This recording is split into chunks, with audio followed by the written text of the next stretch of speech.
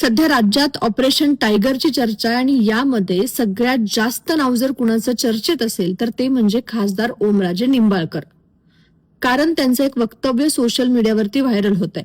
काहीही झालं तर मी माझा देव बदलणार नाही, हे वक्तव्य सोशल मीडियावरती व्हायरल होतंय आणि या वक्तव्यातून त्यांना ट्रोल केलं जात आहे. ओमराजे निंबाळकर हे ठाकरेंचे निष्ठावंत अशी त्यांची ओळख होती आणि त्यांच्या या निर्णयाला कुठेतरी त्यांना अनफॉलो करून लोकांकडून विरोध केला जातोय का असाही प्रश्न उपस्थित होतोय. त्याचं कारण असं आहे की त्यांना फेसबुकवर 6,000 लोकांनी अनफॉलो केलंय आणि त्यांच्या इंस्टाग्रामवरती त्यांना 20,000 लोकांनी अनफॉलो केलंय. खरं तर खासदार ओमराजे निंबाळकर हे सोशल मीडियावरती ऍक्टिव्ह असायचे आणि त्यांच्या फॉलोअर्समध्ये घट झाल्याचं पाहायला मिळतंय. 20 जूनला पवनराजे निंबाळकर यांच्या खटल्याचा निकाल लागल्यानंतर मी माझा निर्णय सांगेन असं ओमराजे निंबाळकर यांनी सांगितलंय.